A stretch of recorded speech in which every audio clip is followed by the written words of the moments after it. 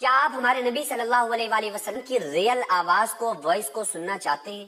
تو ظاہر ہے آپ کا جواب یہی ہوگا کہ بالکل سننا چاہتے ہیں۔ ہماری تو خوش قسمتی ہوگی کہ ہم اپنے نبی صلی اللہ علیہ وآلہ وسلم کی آواز کو اپنے کانوں سے سن سکیں، وہ خوبصورت آواز جس کو سن کر لوگ داخل اسلام ہو جایا کرتے تھے۔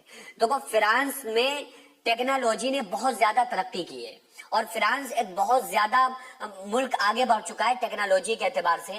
تو فرانس نے یہ دعویٰ کیا ہے، وہاں کے ملک کے باشندوں نے، لوگوں نے، ماہرین نے دعویٰ کیا ہے کہ ہم نے ایک ایسی مشینری تیار کی ہے اور ٹیکنالوجی کی مدد سے اتنا زیادہ وہ لوگ آگے بڑھ چکے ہیں کہ ان کا دعویٰ یہ ہے کہ اب سے ہزاروں سال پہلے جو لوگ دنیا میں تھے اور جو کچھ کہا کرتے تھے، جو ان کی بولیاں تھیں، ان بولیوں کو ہم ریکارڈ کریں گے۔ یہ فرانس کے لوگوں کا دعویٰ ہے۔ اور اس کے ساتھ میں یہ بھی دعویٰ ہے کہ حجۃ الوداع میں جو آقا علیہ الصلوۃ والسلام نے خطبہ دیا تھا، یعنی جو تقریر فرمائی تھی، آقا علیہ الصلوۃ والسلام نے 4 عمرے فرمائے اور 1 حج فرمایا، اور وہ حج جس کو حجۃ الوداع کہتے ہیں۔ تو آقا علیہ السلام کے زمانے میں اس وقت 1 لاکھ سے اوپر 1,20,000 تقریباً صحابہ کرام موجود تھے۔ ان لاکھوں صحابہ کرام کی موجودگی میں آقا علیہ الصلوۃ والسلام نے واعظ تقریر فرمائی۔ تو وہاں کا کہنا یہ ہے، ان ماہرین کا کہنا یہ ہے کہ اس آواز کو، اس تقریر کو ہم ریکارڈ کریں گے اور پوری دنیا کو سنائیں گے اور یہ بتائیں گے کہ ہمارے نبی صلی اللہ علیہ وآلہ وسلم نے کیسی تقریر فرمائی تھی اور کس آواز میں کی تھی، آقا علیہ السلام کی آواز کیسی تھی۔ حالانکہ آقا علیہ السلام نے کیا تقریر فرمائی تھی حجۃ الوداع کے موقع پہ، یہ تو کتابوں سے ہمیں ملتا ہے۔ آقا علیہ السلام نے ارشاد فرمایا کہ میں نے تم تک دین نہیں پہنچایا اللہ کا؟ سارے صحابہ فرمانے لگے یا رسول اللہ صلی اللہ علیہ وآلہ وسلم، صرف آپ نے دین پہنچایا نہیں ہے بلکہ دین کا حق ادا کر دیا۔ تو آقا علیہ السلام نے آسمان کی طرف انگلی اٹھائی اور فرمایا کہ اے اللہ تو گواہ رہنا، میں نے ان تمام لوگوں تک تیرے دین کو پہنچا دیا۔ پھر آقا علیہ السلام نے فرمایا کہ جو یہاں پر حاضرین ہیں میں ان کو حکم دیتا ہوں کہ غائبین تک میرا دین پہنچا دو۔ تو سارے لوگ 10,000 تقریباً صحابہ کرام کی مزارات مدینے میں ہیں، باقی 1.25 لاکھ صحابہ کرام پوری دنیا کے اندر پھیل گئے۔ دنیا کے چپے چپے میں جا کر انہوں نے دین کی دعوت دی اور لوگوں کو اسلام میں داخل کیا۔ تو آقا علیہ الصلوۃ والسلام کا وہ جو حجۃ الوداع کا جو خطبہ ہے وہ بڑا ہی یونیک اور بڑا ہی زبردست ہے۔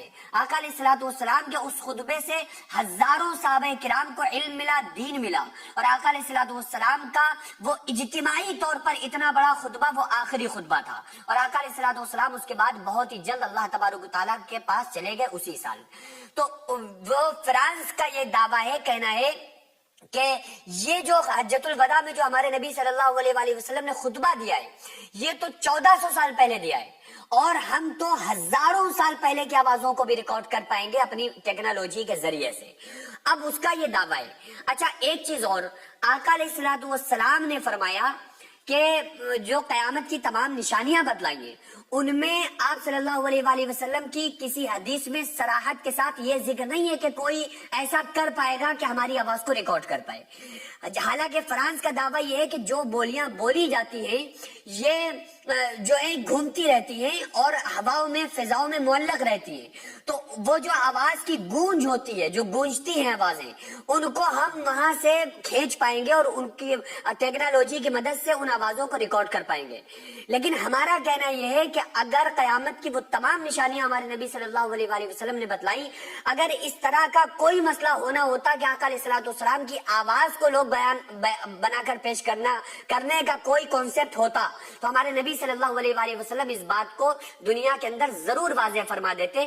اب ان کا دعویٰ یہ ہے کہ ہم 2030 تک انشاءاللہ تعالیٰ پوری دنیا کو 14 صدی پہلے کی آوازیں سنا دیں گے، لیکن حدیث میں اس کا کوئی ذکر نہیں ملتا ہے۔ مدرسے کی چھت جو آپ کو نظر آ رہی ہے یہ لیڈیز مدرسے کی 3ری منزل کی چھت ہے۔